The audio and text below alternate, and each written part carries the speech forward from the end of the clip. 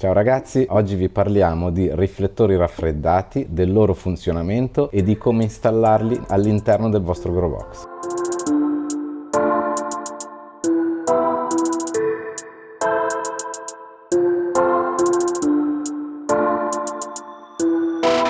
Vi facciamo vedere due tipi di riflettori raffreddati, Cool Tube e Sputnik. I riflettori Cool Tube ci sono di due diametri, 125 e 150 mm. Ci sono anche di due lunghezze, in questo caso 42 cm per una lampada da 250 e da 49 cm per la lampada da 400 o 600 watt. Sono composti da un vetro in Pirex, hanno due aperture, un attacco E40 all'interno, le alette per aumentare l'ampiezza di riflessione. L'aria passa all'interno del tubo, raffredda la lampada. Questi riflettori sono adatti per le lampade HPS che scaldano, cioè a incandescenza, e si possono usare nelle grow box. Stesso discorso vale per i riflettori Sputnik. Sono più grandi, hanno un'ampiezza di riflessione maggiore. Anche loro hanno diversi diametri e vanno da 125 fino a 200 mm. 200 mm, detti anche XL, vengono impiegati in stanze molto grandi e sono consigliati con le lampade da 1000 watt. Vi faremo vedere due tipi di configurazioni per il Cool Tube, uno prefiltrando l'aria e uno con il filtro in uscita, e poi vi faremo vedere l'allestimento dello Sputnik in un'altra grow box più professionale. Hanno due aperture dedicate per il riflettore raffreddato ad aria. Iniziamo con farvi vedere il montaggio. Per effettuare il montaggio dei Cool Tube e dei riflettori raffreddati avrete bisogno di due pezzi di tubo che siano almeno di 2 metri l'uno. Il Cool Tube deve salire e scendere in base alla crescita delle piante, e 4 fascette stringitubo per stringere l'estremità dei riflettori raffreddati del Cool Tube per il filtro e per l'estrattore. All'interno del Cool Tube troveremo la protezione per il cavo. Andiamo ad infilare da questa parte i cavi, li passiamo dentro il tubo del Cool Tube. Per facilitarvi il tutto, questo si può togliere. Ecco qua, e il vostro attacco E40 è pronto per il collegamento. Il cavo è caduto, avvitiamo il paracavo all'interno. Ora andiamo a collegare i nostri cavi all'interno dell'attacco E40. Svitiamo queste due viti qua con cacciavitino a stella e andremo a infilare i nostri cavi, uno di qua e uno di là. La terra poi la collegheremo alla vite. Dopo aver collegato i cavi andiamo a reinfilare l'attacco E40 all'interno del nostro Cool Tube. Una volta infilato l'attacco E40 potremo andare a stringere il nostro paracavo in questa maniera, ed ecco qua. Ora andiamo a installarlo all'interno della grow box. Una volta agganciato il Cool Tube dai saliscendi, andremo, ricordatevi, a inserire prima la lampada avvitandola dentro l'attacco E40 prima di attaccare il tubo. Quindi noi andiamo a avvitare la lampada.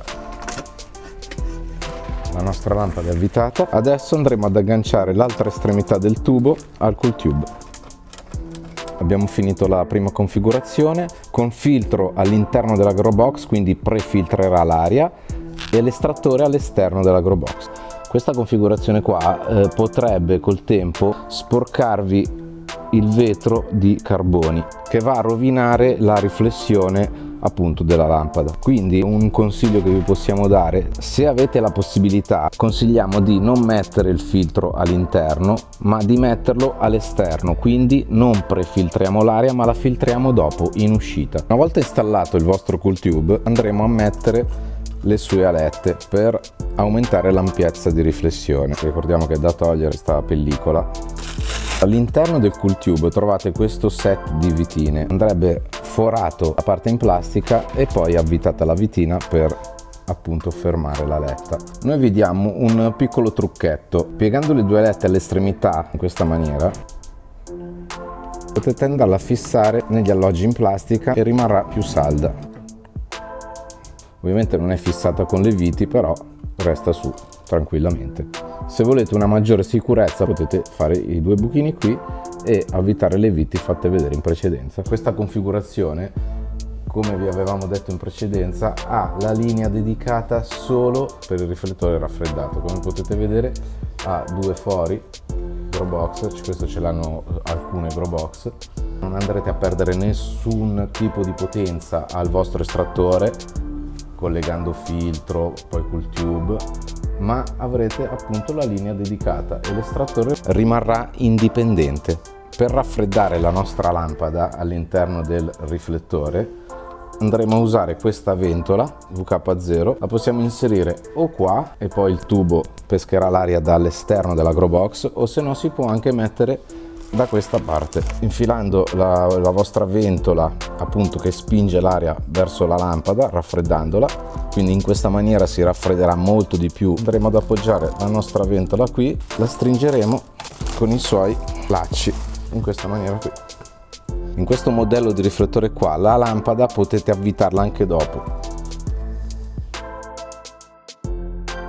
spingendo l'aria verso la lampada si raffredderà molto di più che aspirandola come con la configurazione precedente. Ora vi facciamo vedere come cablare il riflettore Sputnik. Ricordiamoci che la prima cosa che dobbiamo fare è andare a svitare il copricavi, infilare questo nei fili, inserire i cavi all'interno dell'alloggio del riflettore Sputnik.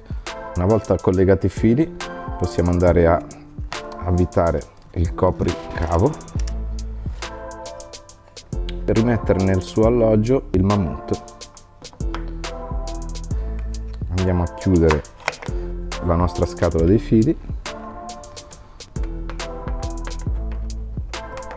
ed ecco qua, il nostro cablaggio del riflettore Sputnik è terminato. Ok ragazzi, siamo arrivati alla fine di questo video. Vi abbiamo fatto vedere due modelli di riflettori raffreddati. Ricordiamo che in commercio ce ne sono anche tanti altri, Cool Tube Adjust a Wing, altri riflettori raffreddati tipo lo Sputnik. Come al solito, se vi è piaciuto il video, un bel like, ricordatevi di cliccare la campanellina così da restare sempre aggiornati sui nostri video. Ci vediamo alla prossima.